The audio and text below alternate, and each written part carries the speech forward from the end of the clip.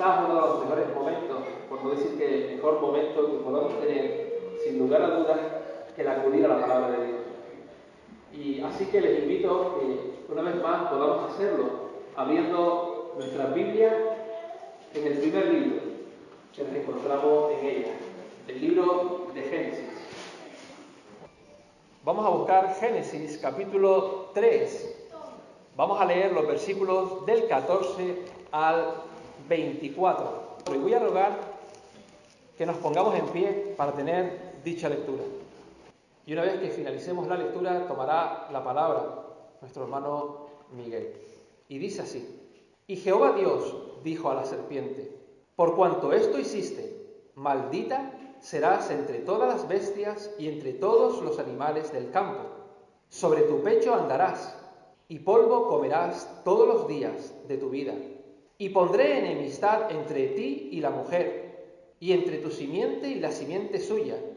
Esta te herirá en la cabeza, y tú la herirás en el calcañar. A la mujer dijo: Multiplicaré en gran manera los dolores en tus preñeces.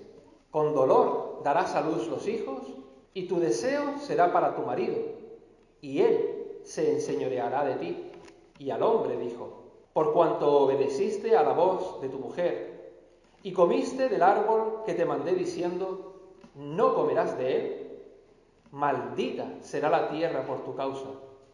Con dolor comerás de ella todos los días de tu vida. Espinos y cardos te producirá, y comerás plantas del campo. Con el sudor de tu rostro comerás el pan hasta que vuelvas a la tierra, porque de ella fuiste tomado, pues polvo eres, y al polvo volverás. Y llamó a Adán el nombre de su mujer Eva, por cuanto ella era madre de todos los vivientes. Y Jehová Dios hizo al hombre y a su mujer túnicas de pieles, y los vistió. Y dijo Jehová Dios: He aquí, el hombre es como uno de nosotros, sabiendo el bien y el mal. Ahora, pues, que no alargue su mano, y tome también del árbol de la vida, y coma, y viva para siempre. Y lo sacó Jehová del huerto del Edén, para que labrase la tierra de que fue tomado. Echó, pues, fuera al hombre, y puso al oriente del huerto de Edén querubines, y una espada encendida que se revolvía por todos lados, para guardar el camino al árbol de la vida. Hasta aquí la palabra. Siempre llega esta parte, la más complicada para mí, porque Luis me dice antes: no te fíes no te fíes del reloj que está roto. Y yo pensaba para mí: nunca me fío del reloj. Así que intentaré hoy no ser muy largo.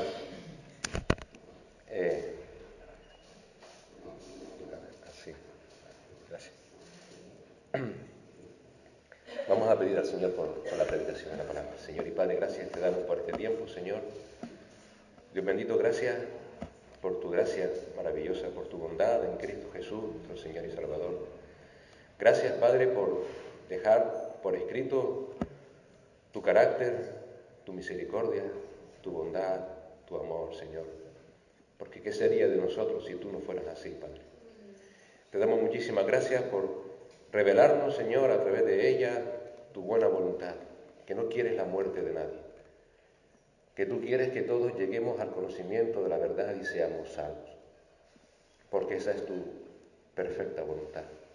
Padre, ayúdanos en este día a que tu palabra llene nuestros corazones, a que tu palabra quebrante esos corazones, a que tu palabra haga caer ese velo de los ojos de aquellos que aún están entenebrecidos por el maligno, Señor, y puedan tener ese conocimiento de esa verdad y también ser salvos, Padre.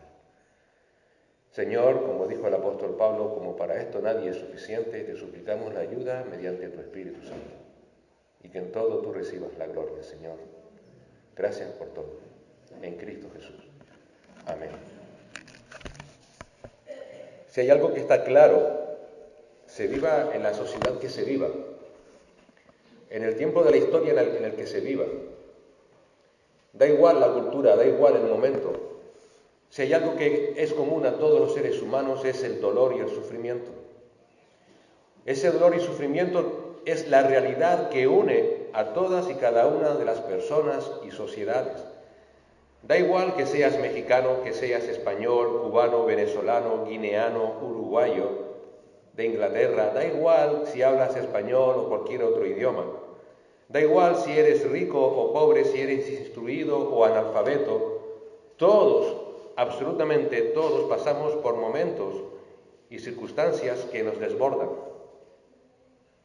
Creo que es algo que todos estamos de acuerdo. Situaciones que afloran o desde nuestro interior y que notamos nuestra lucha interna cuando luchamos contra nuestras situaciones personales, nuestras dudas, nuestras legítimas reivindicaciones como hombres o mujeres, o cuando esas luchas vienen desde el exterior, las luchas que suceden en este mundo, cuando luchamos y sufrimos por las injusticias que acontecen a nuestras vidas, problemas económicos, problemas familiares, incluso llegar a final de mes, como se suele decir, y poder tener un pan que llevar a la boca, no solamente para nosotros, sino también para nuestros hijos. Todos estos problemas nos quitan la paz.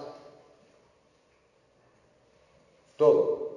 A veces pensamos que si me tocara la lotería, hoy se juega, como saben, la lotería de Navidad aquí en España, tan famosa. A veces pensamos, si me tocara la lotería, se van a acabar todos mis problemas.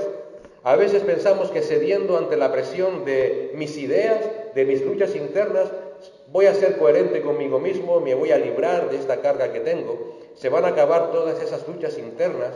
O si cedo ante la presión de mi familia, la paz, la concordia me van a acompañar hasta el fin de mis días. O incluso como iglesia, si el mensaje no fuera tan radical, hermanos, ¿verdad? Podríamos tener una mejor aceptación en la sociedad. Muchos más podrían creer, muchos más podrían ser salvos. No habría tanta persecución, tanta incomprensión como hay en esta sociedad ante el Evangelio. Pero ¿sabes qué? Hagas lo que hagas, pienses lo que pienses, aunque te toque hoy la lotería de la Navidad y creas que así vas a solucionar todos tus problemas, aunque cedas ante las presiones, siento decirte que todo va a seguir igual. Porque no hay nada en el ser humano que pueda solucionar un problema que va más allá del hombre, que supera al hombre. Y ese problema, como vimos la semana pasada, es el pecado contra Dios. Ese pecado y esas consecuencias. Unas consecuencias que Dios va a permitir para que dependas de su gracia. Para que su gracia te baste. Y para que no tengas que buscar fuera de Él. Para que no tengas que buscar en la lotería para poder tener una vida como Él tenía previsto desde un principio. El pecado no solamente lleva a la muerte. El pecado ha destruido todo lo bueno que Dios creó. Y también el pecado lleva a la disciplina de Dios. Una disciplina que tiene el propósito de recordarnos que cada día necesitamos de un Salvador. Que necesitamos de su justicia. Que necesitamos de su gracia. Cuando el Señor Jesús aparece, Juan 1:14 dice que era lleno de gracia y de verdad. A veces describimos la gracia como un don. Sí, es cierto que es un don, pero ¿un don de qué? Cristo es el don. Cristo es la gracia. Y en Cristo vemos la bondad de Dios. La gracia es la bondad inmerecida de Dios en Cristo Jesús. Cada día necesitamos un Salvador. Cada día necesitamos de su justicia, de su gracia. Y por eso la disciplina del Señor. Por eso las consecuencias del pecado. ¿Cómo podríamos entender su gracia? ¿Cómo podríamos entender su disciplina si no hubiésemos caído en el pecado? La muerte, la guerra espiritual, la guerra con el mundo, el sufrimiento físico, la lucha por imponernos los unos a los otros, el sufrimiento por aún conseguir lo más básico como es el alimento. Todo esto es parte de la gracia de Dios, aunque pensemos que no. ¿Por qué? Porque a través de todo eso vemos que necesitamos, y me reitero, un Salvador. Y necesitamos de la gracia cada día del Señor. Pablo lo entendió y en 2 Corintios 12:9, ante la petición al Señor de que le quitara el aguijón que tenía en su carne, el Señor le respondió: bástate mi gracia. ¿Por qué? Porque mi poder se perfecciona en la debilidad.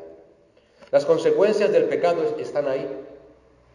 Y están ahí no para huir de ellas, sino para que necesitemos acudir cada día al trono de la gracia para recibir el oportuno socorro. Las consecuencias del pecado están ahí para poder ir a Cristo y así poder depender de Cristo, para no seguir viviendo sujetos al pecado que mora en nosotros, para ser santos porque Dios es santo. Las consecuencias del pecado están ahí para recordar que hay esperanza y que esa esperanza solamente está en Cristo y que fuera de Cristo no hay esperanza. Las consecuencias del pecado en esta vida están ahí para que tengamos la esperanza de que la seguridad del creyente es la eternidad, para que podamos seguir en la batalla de la fe, para que podamos seguir dependiendo de Cristo y de su justicia y de su gracia, porque Cristo es nuestro autor y consumador de nuestra fe. Y fuera de Él no hay esperanza. Y fue en aquel Edén donde Dios mostró esa justicia y esa gracia, sin las cuales sería imposible poder vivir esta vida como creyentes. ¿Cómo tener esperanza? ¿Cómo tener anhelo si no hubiera entrado el pecado en el mundo? Y en aquel Edén Dios muestra su justicia y su gracia. ¿Cómo lo hace? La justicia de Dios se va a manifestar de una forma irrevocable. Vamos a leer versículos 14 y 15. Y el Señor Dios dijo a la serpiente: por cuanto has hecho esto, maldita serás más que todos los animales, y más que todas las bestias del campo. Sobre tu vientre andarás y polvo comerás todos los días de tu vida. Y pondré enemistad entre ti y la mujer, y entre tu simiente y su simiente. Él te herirá en la cabeza y tú lo herirás en el calcañar. Dios muestra su justicia maldiciendo irrevocablemente y eternamente a Satanás. Dios muestra su justicia maldiciendo irrevocablemente y eternamente a Satanás. Si algo hubiéramos esperado de la caída en pecado del hombre contra Dios, ¿qué hubiera sido? Que Dios hubiese acabado con el hombre, ¿o no? Si algo hubiéramos esperado de la decisión divina contra el hombre, es que aquel Dios creador y sustentador de todo, aquel que lo había dado todo y lo mejor que tenía para el hombre, es que Dios hubiera tomado una decisión irreversible contra el hombre, que fuera que hubiese acabado eternamente con el hombre, hubiera sido lo justo. Pero esa no sería la justicia de Dios, sería nuestra justicia.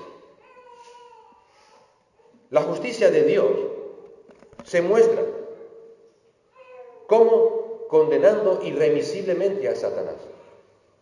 Por cuanto esto hiciste, el Señor le dijo a Satanás: por cuanto esto hiciste, es decir, de una forma deliberada, Satanás llevó a cabo la tentación y de una forma deliberada, con alevosía, quiso que el hombre cayera. Pues debido a esa alevosía, el Señor lo maldice irremediablemente. No hay remedio, no hay salvación para Satanás. Dios, a quien castiga con la sentencia de muerte irreversible, no es al hombre. ¿A quién es? A Satanás. Maldita serás. Maldito serás. Y la forma a través del cual Dios va a llevar a cabo esa maldición irrevocable es a través de la simiente de la mujer, un hombre. Fíjate, versículo 15. Y pondré enemistad entre ti y la mujer, y entre tu simiente y su simiente. Él te herirá en la cabeza y tú lo herirás en el calcañar. Este versículo es lo que se suele llamar el primer evangelio. Es donde vemos aquí el porqué de todo el evangelio, la razón de todo el evangelio. Y el contexto que nos encontramos aquí no es un contexto de amiguismo, no es un contexto de de paz y tranquilidad. Dice el Señor, y pondré ¿qué? Enemistad. El contexto es un contexto de guerra. Es un contexto de guerra que va a haber entre Satanás y Dios, entre Satanás y el ser humano. Fíjate el pronunciamiento del Señor, yo pondré enemistad. Ese yo no aparece, pero está implícito en ese verbo, yo pondré enemistad. Por tanto, al ser un designio divino, no hay forma de escapar de esa enemistad. No hay forma. Dios ha puesto enemistad entre Satanás y la simiente de la mujer. Esa lucha va a estar ahí siempre, hasta que el Señor acabe con tierra nueva y cielos nuevos. Por tanto, ese contexto de guerra no va a acabar hasta que todas las cosas sean hechas nuevas. Dios decretó una enemistad permanente entre Satanás y la mujer, entre la simiente de Satanás y la simiente de la mujer. ¿Y cómo va a acabar esa enemistad? Con la maldición eterna de Satanás. Fíjate que nos sigue diciendo el texto. Él, la simiente de la mujer, te herirá en la cabeza. Esa es la sentencia contra Satanás. Y tú le herirás en el calcañar, el talón. Esa frase es lo que se llama eso, el primer evangelio. Será la simiente de la mujer quien va a aplastar, es la palabra original que se utiliza, va a aplastar la cabeza de la serpiente. Es decir, será un hijo de hombre que va a acabar con el poder de Satanás. Es el hijo de la mujer quien va a acabar con su señorío, que va a deshacer todo lo que tiene que ver con el mal, lo va a llevar a cabo la simiente de la mujer. Por tanto, el tema de la simiente es clave en las Escrituras. Clave. Es el tema que vertebra, de hecho, toda la Escritura. Es la columna central de toda la Escritura. Y la gran pregunta es, en la Biblia, ¿quién será esa simiente? ¿Quién aplastará a la cabeza de la serpiente? ¿Quién acabará con Satanás? ¿Quién acabará con todo lo que implica Satanás? El apóstol Juan nos dice en 1 de Juan capítulo 3, versículos 8 y 9. 1 de Juan 3, 8 y 9. El que practica el pecado es del diablo, porque el diablo ha pecado desde el principio.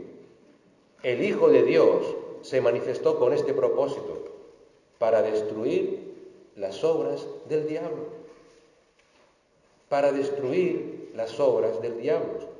Y Pablo a los romanos les dice en Romanos 16, 20, y el Dios de paz aplastará pronto a Satanás. ¿Quién es, pues, esa simiente? Cristo. Cristo, Dios hecho hombre, es la simiente prometida. Por eso es que el Señor dice de sí mismo que toda la Escritura habla de Él. ¿Por qué? Porque es la simiente prometida que vertebra, que pone sentido a toda la Escritura. Hacia Cristo es que apunta el Evangelio. Y hacia Cristo, por tanto, el maligno dirigió toda su enemistad. Toda. Y vemos el cumplimiento de esta promesa desde la infancia de Cristo.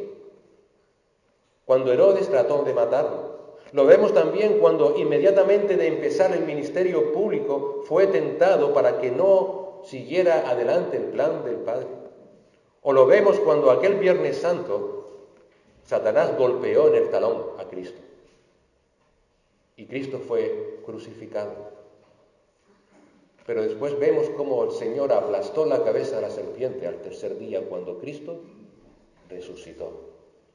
Cristo en la cruz venció y aplastó al autor del pecado, a Satanás.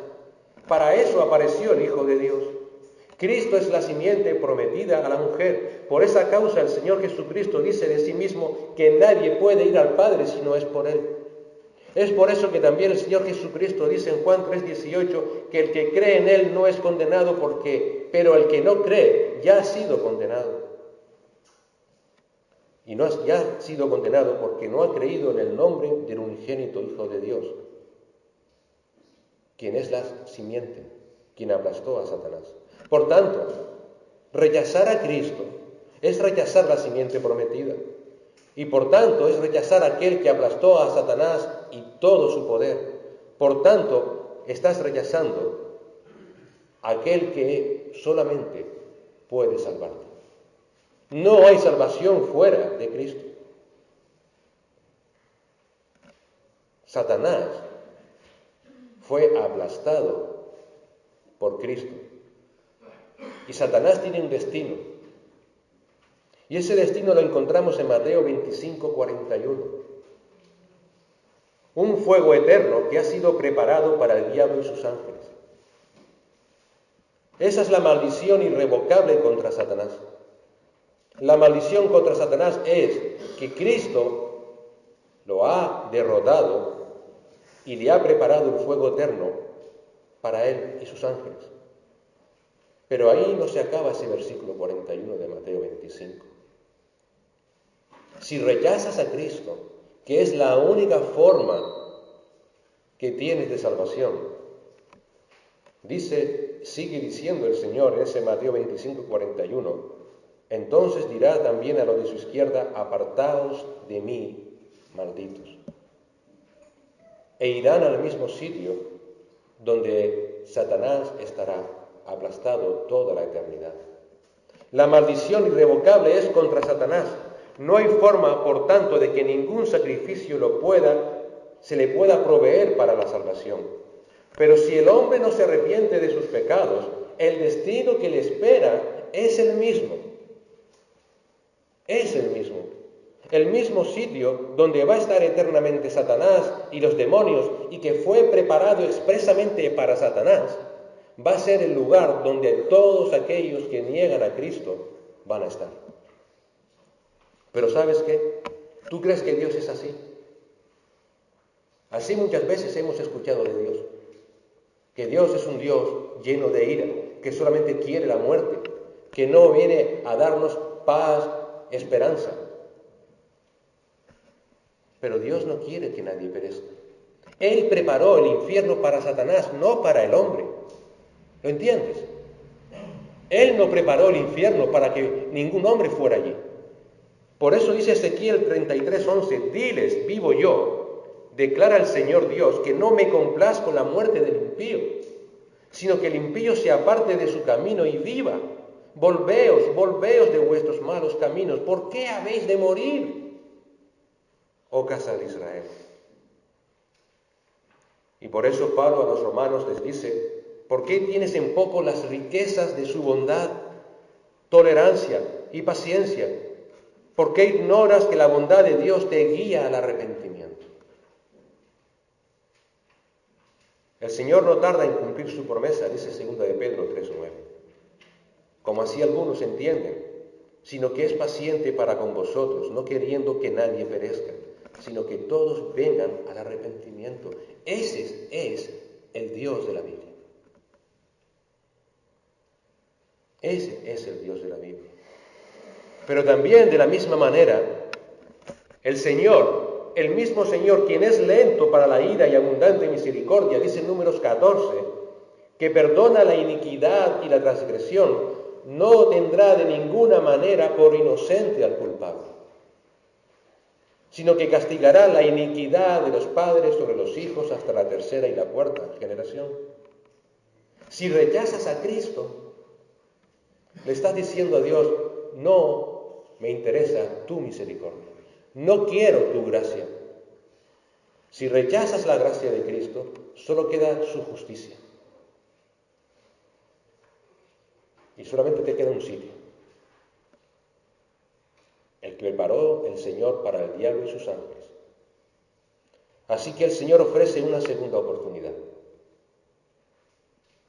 ¿Y qué hace? Da gracia. Gracia. Y da esa gracia porque no quiere, como hemos dicho, la muerte del hombre. Y esa gracia empieza en el Edén. Por eso el Señor toma otra decisión irrevocable, mostrar su gracia. Porque Él no quiere que nadie perezca.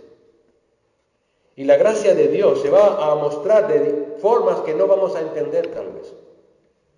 Y se va a mostrar de formas que muchas veces incluso en nuestras vidas estaremos en desacuerdo, pero es Dios el Creador y Él ha creado esta forma de su gracia.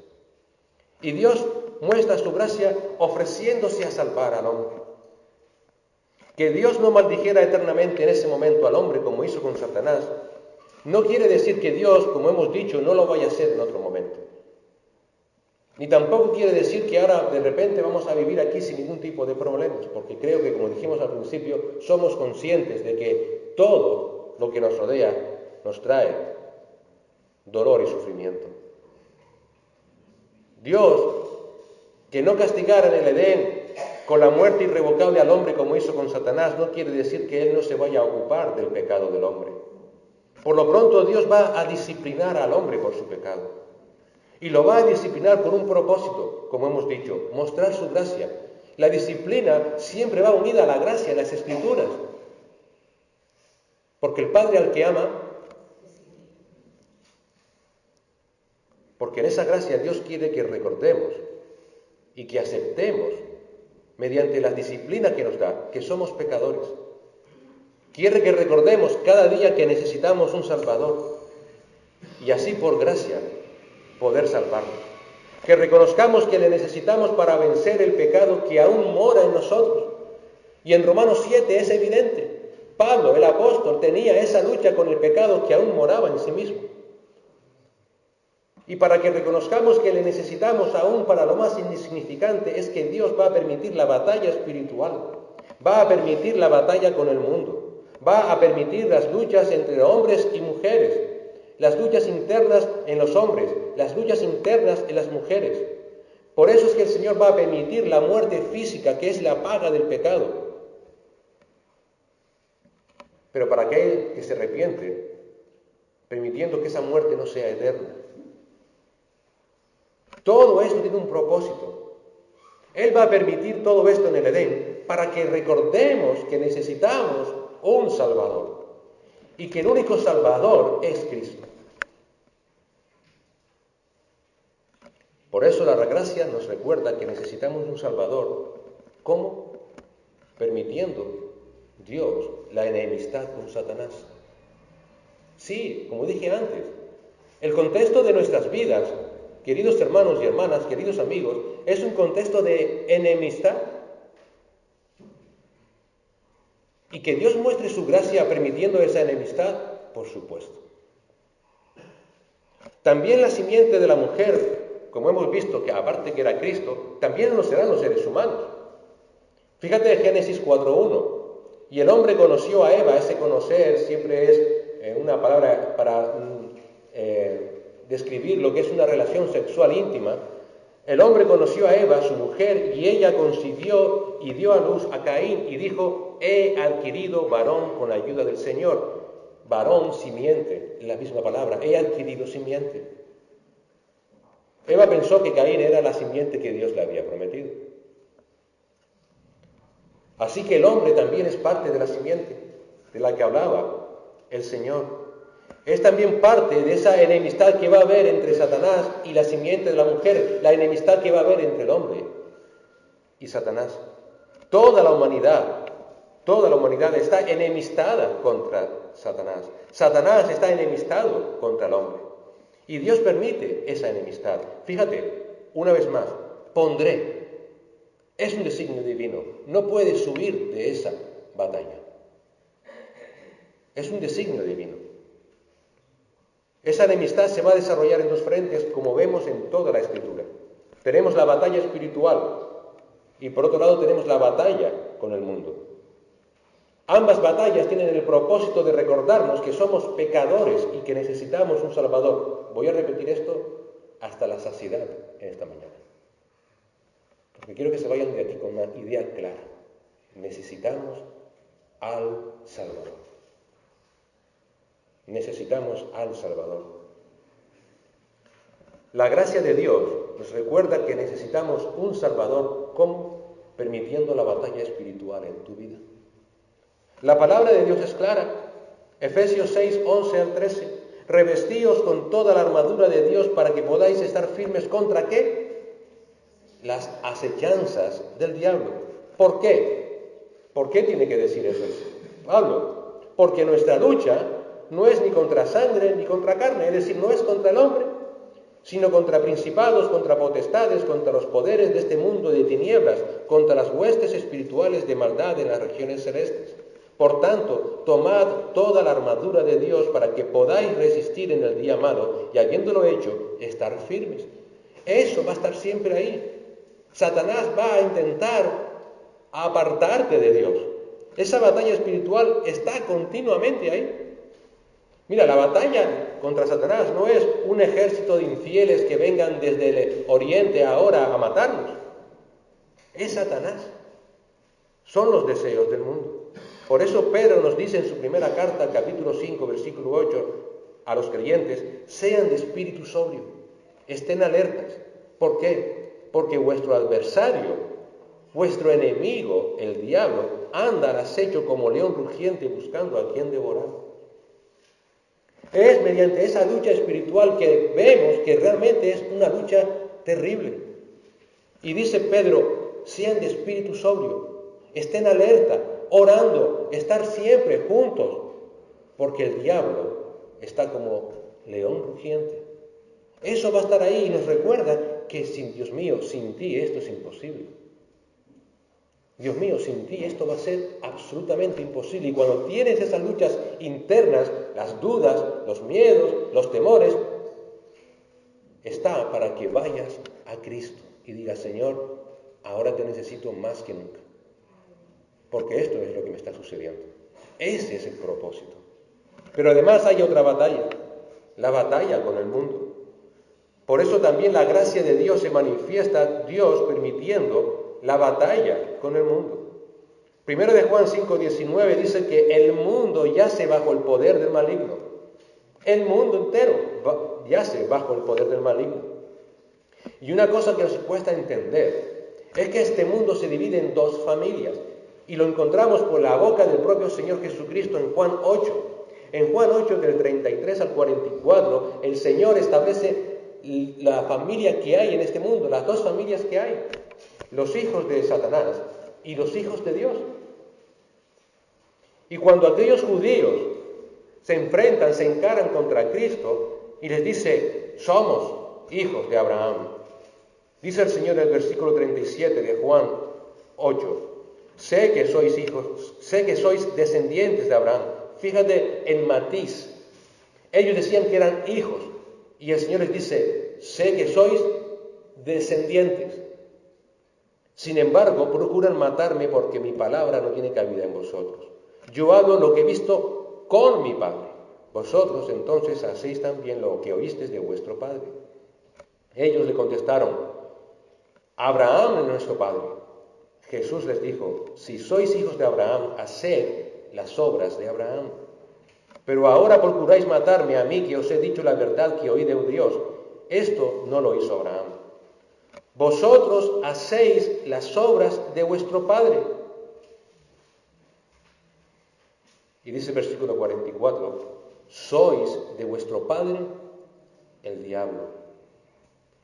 Cristo mismo establece aquí la batalla que hay entre los hijos de Satanás en el mundo y los hijos de Dios. Por eso una y otra vez la palabra de Dios nos advierte contra la amistad con el mundo. La amistad con el mundo. La batalla del mundo contra el cristiano es ganarse su amistad. Satanás va a intentar ganar tu amistad a través del mundo. Esa batalla va a estar ahí. ¿Y cómo se manifiesta? Con las pasiones de la carne, dice primera de Juan capítulo 2, con los deseos de los ojos, con la arrogancia de la vida, con todo aquello que no proviene del Padre. Todo eso te va a atraer y te va a decir: es bueno, es lícito, vale la pena. Nuestra inclinación natural por el pecado que mora en nosotros es precisamente hacer amigos del mundo. Pero recuerda, el mundo está bajo el maligno. Pero recuerda, el mundo quiere destruirte. Recuerda, el mundo quiere que te apartes. Santiago dice: oh almas adúlteras, ¿no saben que la amistad del mundo es enemistad con Dios, contra Dios? Por tanto, el que quiera ser amigo del mundo se constituye enemigo de Dios. No hay algo intermedio. Tú no puedes decir, no tiene por qué ser así. Yo puedo ser o estar en el mundo y también venir a la iglesia. Si eres amigo del mundo, dice Juan Santiago, ¿en qué te has convertido? En enemigo de Dios. En 2 Corintios 10, versículo 3, Pablo, voy a usar la Nueva Versión Internacional, que quizás es más claro para el propósito de esta mañana, dice, es verdad que vivimos en este mundo, pero no actuamos como todo el mundo. Es verdad que vivimos en este mundo, pero no actuamos como todo el mundo. ¿Por qué creen ustedes entonces que el llamado al creyente es ser santos porque Dios es santo? Porque si perteneces a la familia de Dios, tienes que mostrar el carácter de tu Padre. Si no buscas la santidad, nadie verá a Dios.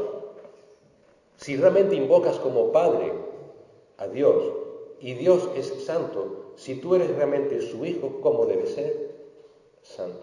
Cuando buscas la amistad con el mundo, nunca te olvides que Dios lo permite para que te des cuenta de que le necesitas a Él. Cuando empieces a deslizarte y empiezas a tener amistad con el mundo, tienes que estar alerta y decir, cuidado, me estoy deslizando. Dios permite que el mundo te intente atraer para que te des cuenta que necesitas aún para eso de su gracia. Porque nuestra naturaleza es inclinada a ser amigos del mundo.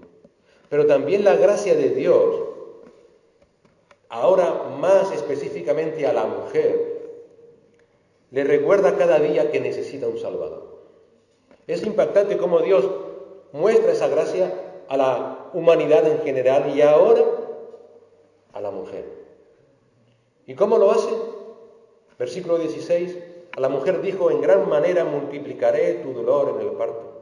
Con dolor darás a luz los hijos, y con todo tu deseo será para tu marido, y él tendrá dominio sobre ti. El Señor va a recordarle a la mujer cada día de su vida que necesita un Salvador, no solamente a través de lo común, sino también a través de lo particular, a través del dolor y la sujeción a su esposo. Como ya vimos, esto no era en el inicio el plan de Dios, pero el pecado desarrolló todo esto. Todas las mujeres que están aquí, ¿verdad, hermanas? Saben lo doloroso que es el parto, o porque lo han sufrido, o porque saben de otros que lo han sufrido, lo más reciente es diario, ¿no es cierto? Pero bueno, aunque a veces se usan medios químicos para poder evitar en la mayoría de lo posible ese dolor, lo que sí es cierto es que las molestias durante 9 meses son muy duras, que los cambios hormonales están ahí. ¿Por qué? ¿Por qué Dios permite eso? Para que recuerdes que un día caíste en pecado en el Edén. No estoy diciendo que el dolor en el embarazo es consecuencia del pecado personal, cuidado, sino que el pecado de la raza humana es un recordatorio de que necesitas un Salvador y que ese es Cristo. Te recuerda que el ser humano está enemistado con Dios y por tanto que si no estás en Cristo estás enemistada con Dios por causa del pecado. Pero además el deseo de la mujer, dice, será para el esposo. Todas las que están aquí, casadas o solteras, han tenido o están teniendo o tendrán esa lucha en su interior de querer ser independiente del hombre. ¿O no es cierto? ¿Miento? ¿Me equivoco? ¿Verdad? Todas. Bueno, pues esto no es porque ahora mismo, en los últimos 5 años, está el movimiento del feminismo y estamos todos muy sensibles a este tema. No, esto es tan antiguo como la propia creación. Y tienen un propósito. Recordar que cuando te intentas rebelar contra el orden de Dios, necesitas ir a Cristo para que te sustente. Lo vas a tener siempre, ¿eh? Siempre.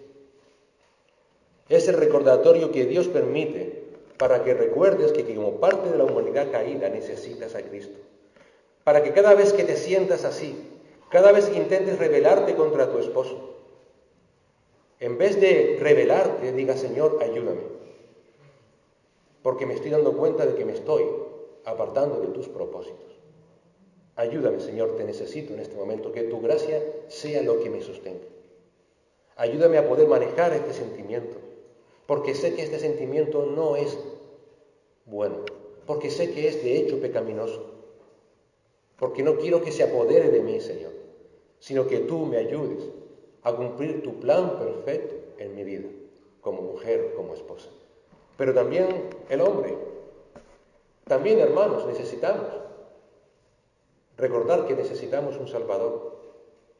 Y a Adán le dijo, de los versículos del 17 al 19, entonces dijo Adán, por cuanto has escuchado la voz de tu mujer y has comido del árbol del cual te ordené, diciendo, no comerás de él, maldita será la tierra por tu causa, con trabajo comerás de ella todos los días de tu vida, espinos y abrojos te producirá, y comerás de las plantas del campo, con el sudor de tu rostro comerás el pan, hasta que vuelvas a la tierra, porque de ella fuiste tomado, pues polvo eres y al polvo volverás.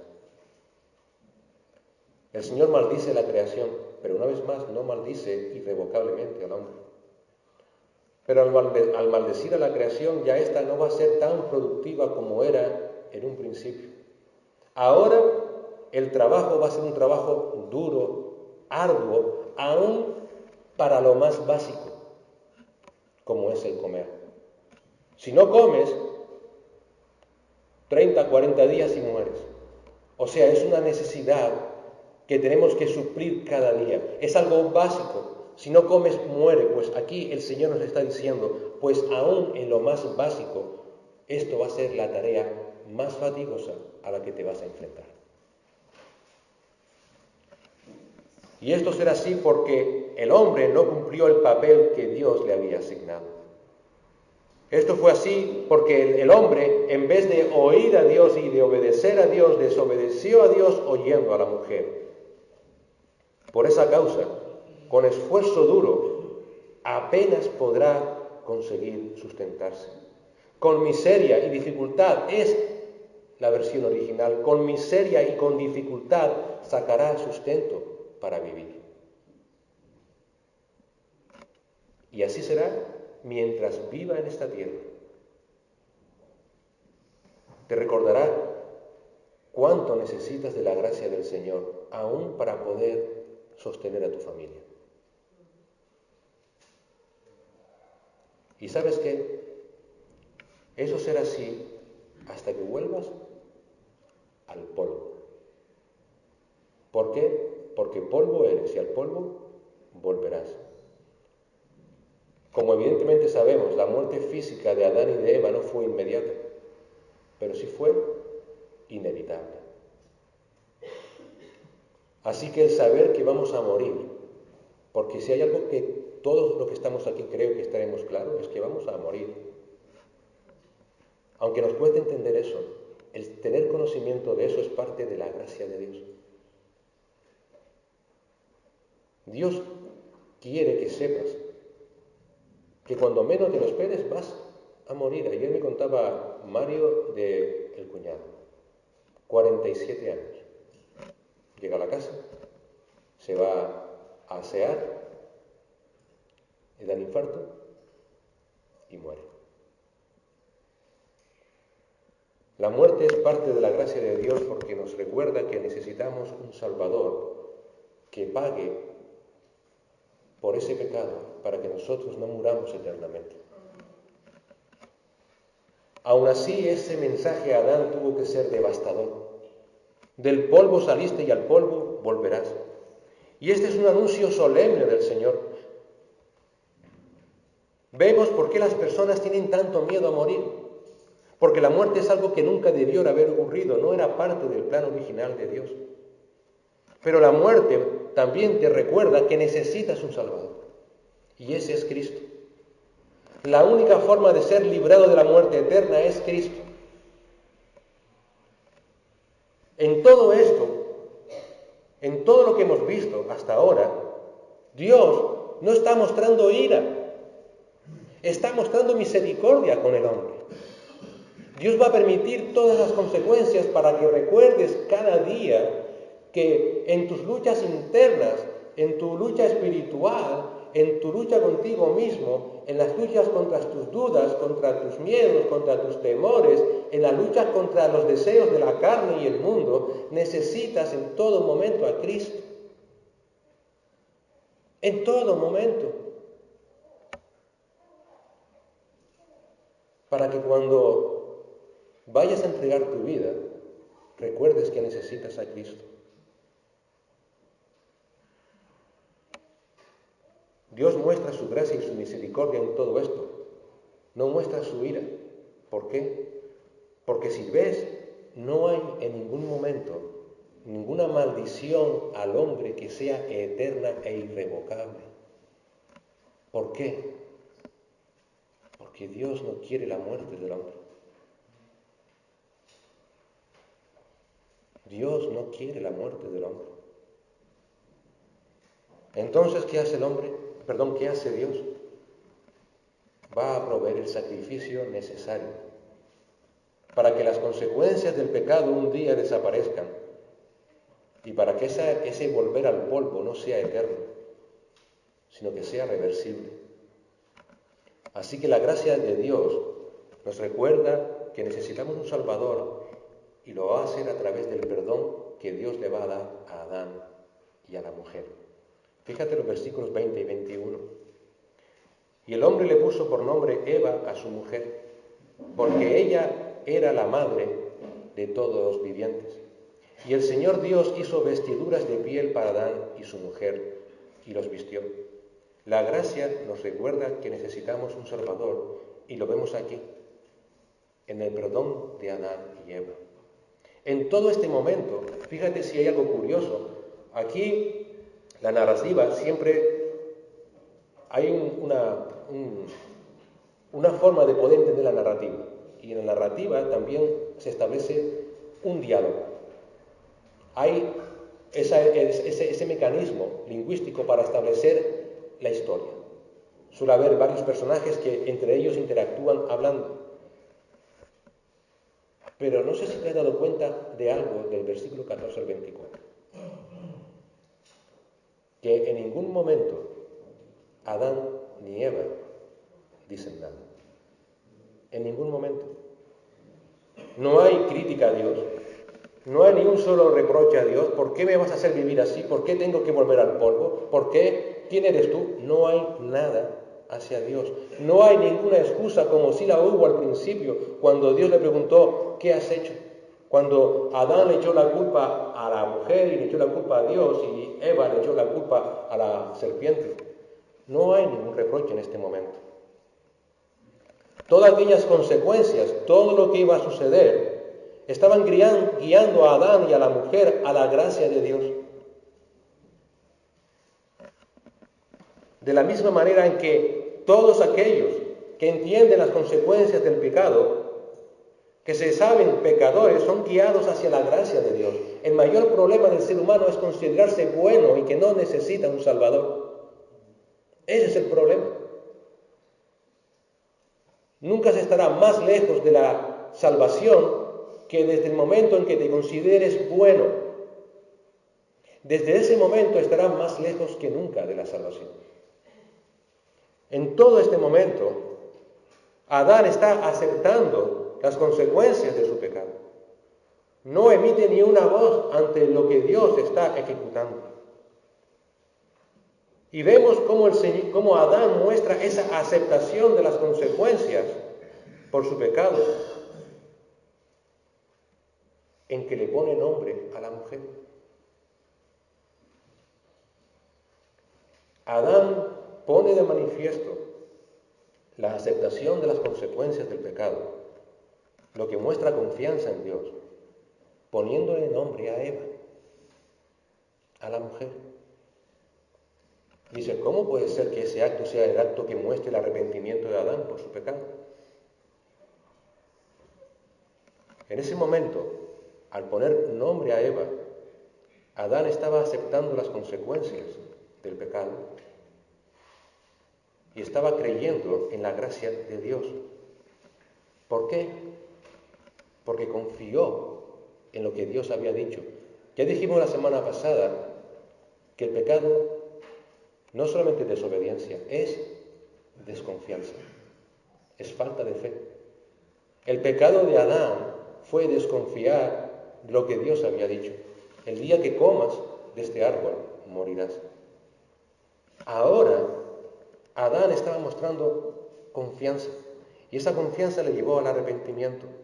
¿Por qué sabemos que fue a través de este acto de nombrar, de poner nombre a la mujer como Eva? Esa palabra, ese nombre, Eva, significa viviente, vida. Ese término vida es el término que en las Escrituras se usa para describir la unión con Dios.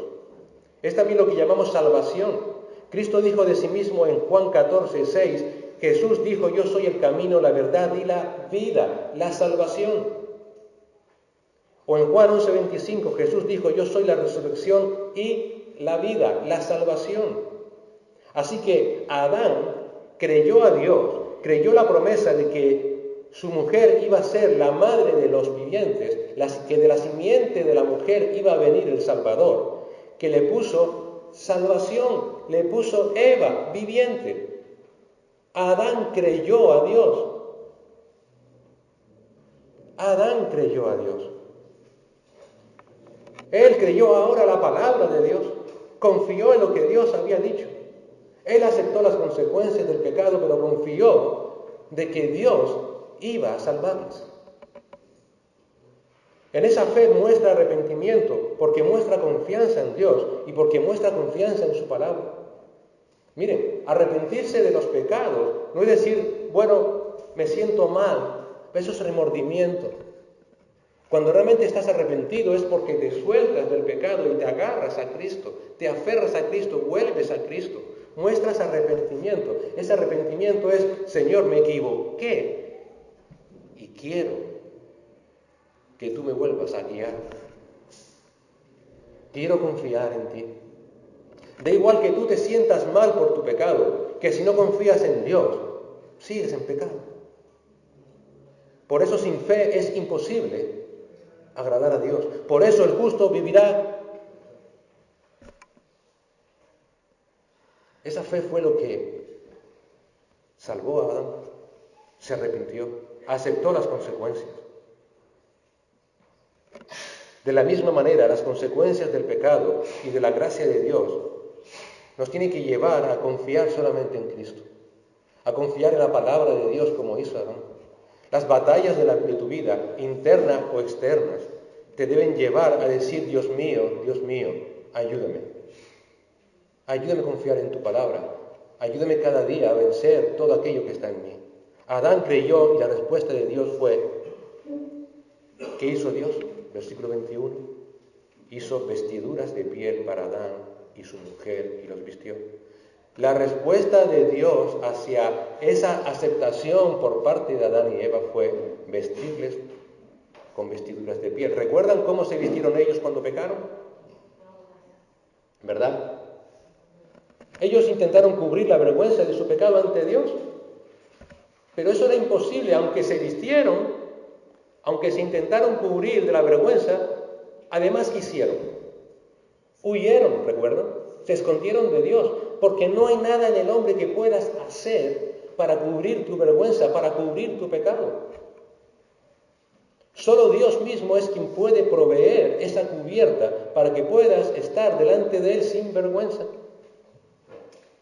Y eso fue lo que hizo Dios. Y en su misericordia, ¿qué les proveyó Dios ahora? Una vestimenta de pieles. ¿Eso qué significa entonces? ¿Qué tuvo que hacer Dios para poder darles esa vestidura de pieles? Matar. Dios tuvo que matar a unos animales para que con sus pieles poder cubrir el pecado de Adán y de Eva. Tuvo que haber ¿qué? Derramamiento de sangre. Por eso cobra sentido que entendamos todos los sacrificios de animales que Israel tenía que hacer. Tenían un propósito: recordar. Que necesitamos un Salvador. que necesitas salvación y que esa salvación solo puede proveértela Dios. Solamente. Todo lo que tú intentes hacer por cubrir tu pecado solamente te va a seguir llevando a huir de Dios. Tus buenas obras, tu moralidad, todo lo que puedas hacer en la iglesia, todo eso te sigue llevando al mismo punto, a seguir huyendo de Dios. La única forma es Cristo. Cristo. Por eso, dice Romanos 3, 21 al 26, que llegado el cumplimiento del tiempo, Dios aceptó el sacrificio de Cristo, porque bajo ese sacrificio de Cristo ahora somos revestidos de la justicia de Dios. ¿Entiendes? De la justicia de Dios. Rechazar, por tanto, a Cristo es rechazar la única forma de poder estar en paz con Dios.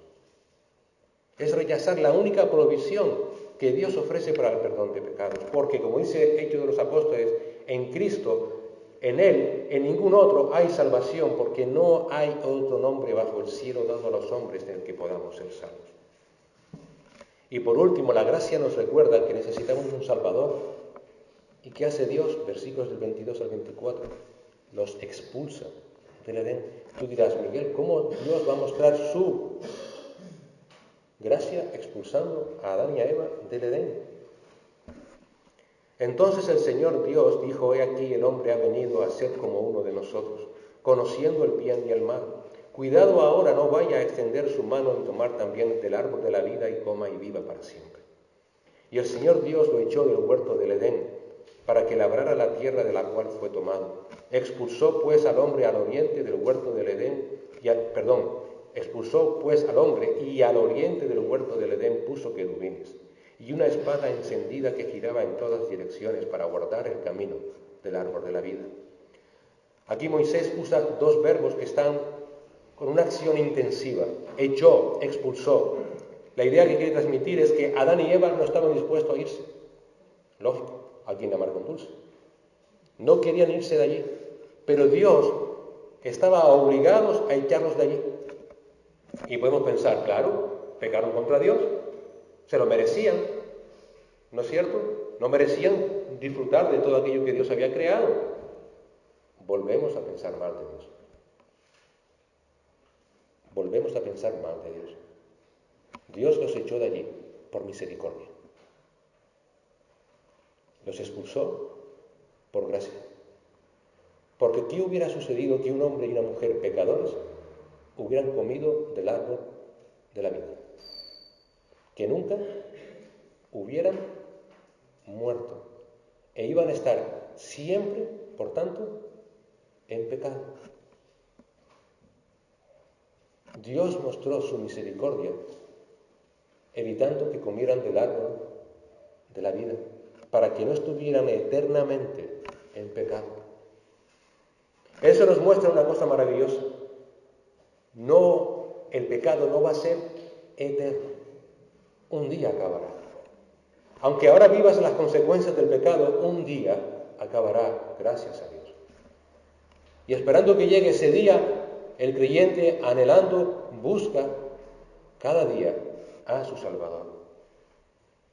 El Señor no quería que en su condición pecadora estuvieran viviendo perpetuamente Adán y Eva. No quería que estuvieran viviendo eternamente en cuerpos esclavizados por el pecado. No quería. Por eso, en la nueva creación Él nos dará cuerpos nuevos. Por eso la resurrección será no solamente alma o espíritu, sino que todo cuerpo, alma, serán resucitados. Pero también sabes una cosa terrible. Dice del infierno que allí el gusano no muere y que la llaga no se cierra. En el infierno, todos aquellos que rechacen a Cristo estarán con sus cuerpos esclavizados al pecado. Y las consecuencias del pecado terribles van a estar allí siempre. Pero la gran obra de restauración de Cristo es que si alguno está en Cristo, nueva criatura es. 2 Corintios 5:17. Así que Dios, para impedir que Adán y Eva pudieran volver a entrar al huerto y pudieran comer de aquel árbol, puso querubines y espada encendida a la entrada para evitar que pudieran entrar. La relación con Dios también se distorsionó, se rompió. Por eso se dice que ahora estamos en el periodo de la gracia. Que todo lo que vivimos, las consecuencias del pecado, es parte de la gracia de Dios para llevarnos a Cristo. Recuerda, ¿por qué? Porque Dios no es un Dios vengativo. Él no quiere que vayas al infierno. Él no quiere que vayas eternamente al infierno. Por la misericordia de Dios, las consecuencias del pecado siguen hoy en día vigentes. Por la misericordia de Dios, aún dentro de esas consecuencias, la muerte sigue hoy vigente. Por la misericordia de Dios, aún hoy día tenemos las consecuencias del pecado. Aún por eso hoy día tienes luchas en tu interior contigo mismo. Por eso hoy día aún tienes tendencia a rebelarte contra el orden creado por Dios. Por eso hoy día aún tienes tendencia a disfrazar de intereses legítimos lo que realmente es desobediencia. Por eso aún hoy día tienes luchas porque te gusta lo que el mundo te sigue ofreciendo. Por eso hoy día aún, para lo más básico como es comer, lo haces con dolor y sufrimiento. Pero todo eso tiene un propósito. Que vayas al trono de la gracia a buscar el oportuno socorro.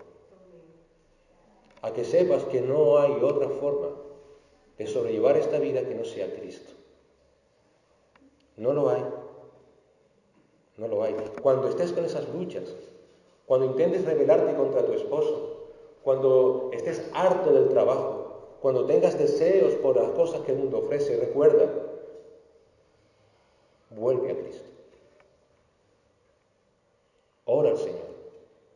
Dios mío, ayúdame, porque estoy flaqueando. Porque aún sigue aquí las consecuencias del pecado. Aún siguen estando ahí. Es tu única esperanza. Porque Cristo es nuestra única esperanza. Él es tu ayuda, tu sostén, Él es tu fortaleza, es tu única esperanza. Ese es el punto de todo. Fuera de Cristo no hay nada. Recuerda, Cristo fue quien derrotó a la serpiente, quien derrotó el poder del pecado. Él murió en una cruz para cubrirte de tu vergüenza por el pecado y puedas ser aceptado delante del Padre. Por eso, si te arrepientes de tus pecados, si crees en Cristo como tu Señor y Salvador, serás salvo. Da igual lo que hayas hecho en tu vida, da igual que digas, mi pecado es imposible de perdonar. No, porque Dios quiere perdonar. Aún estás en ese periodo de la gracia, ¿lo entiendes? A quien condenó eternamente e irrevocablemente fue a Satanás, pero no quiere que nadie vaya al infierno. Quien va porque rechaza a Cristo. ¿Entiendes el punto? Dios no es como uno de nosotros. Nosotros hubiésemos castigado al hombre y a la mujer y los hubiésemos arrasado, pero Dios no lo hizo. Dios no lo hizo. A quien aplastó fue a Satanás, no al hombre. Y el hombre respondió con fe, confiadamente, confió en lo que Dios había dicho. Señor, si esto es lo que tú tienes preparado para mí, tú sabrás. Si esta es la forma de vida que yo debo vivir, con mis achaques, con mis dudas, con mis luchas, Señor, tú sabrás. Sé que puedo venir a ti y tú me vas a sostener. Gloria a Dios. Así es. Me has creado así para que dependas de mí. Para que mi dependencia no sea yo mismo, sino que seas tú. ¿Entiendes? Cristo es quien ha vencido. Cristo se ofrece. Cristo se ofrece. Por eso dice la palabra que Él está a la puerta. El que oyere y le abriere será salvo. Si crees en Cristo serás salvo. La única forma de sobrellevar la carrera que tenemos por delante es reconocer cada día, Dios mío, te necesito.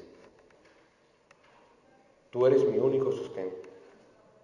Tú eres mi fuente de toda sabiduría, de toda fortaleza. Tú así me has creado. Aquí están las consecuencias del pecado, pero Señor, gracias, porque sé que tú eres poderoso para guardarme sin caída y para presentarme sin mancha en la presencia de tu gloria con gran alegría. Judas 24. Y por eso acaba Judas diciendo: al único Dios nuestro Salvador, por medio de Jesucristo nuestro Señor, sea la gloria y la majestad, el dominio y la autoridad, antes de todo tiempo, y ahora y por todos los siglos. Amén. Señor y Padre, gracias, Dios mío, porque tú eres gracia, eres amor, compasión y misericordia. Porque tú no quieres la muerte de nadie, Señor. Y gracias te damos infinitamente por todo lo que tú permites en nuestras vidas, que nos ayuda a recordar que te necesitamos porque somos pecadores, Señor. No quisiéramos vivir así, pero esta es la consecuencia del pecado y sabemos con total seguridad de que un día dejará de ser así. Anhelamos que llegue ese día, pero mientras llegue ese día, Señor, sosténnos, como vino a ti el invisible. Tú conoces nuestras luchas, conoces nuestras situaciones, nuestras tristezas y alegrías. Tú conoces cómo intento rebelarme contra ti, Señor. Tú conoces, Padre, cómo intento hacer mi propia voluntad. Tú sabes, Señor, que tengo aún tendencia a seguir buscando las cosas del mundo y te ruego, Señor, cada día, ayúdanos, Señor. Ayúdanos, porque sin ti es imposible, Señor. Gracias por permitir todo esto, como hiciste en el Edén, Señor. Gracias por no haberme condenado irrevocablemente y eternamente. Gracias por haberme dado la oportunidad de poder volver por tu infinita compasión y misericordia. Gracias, Señor, porque tú me has atraído a ti con un amor que no merezco, Señor. Ayúdame, Dios mío.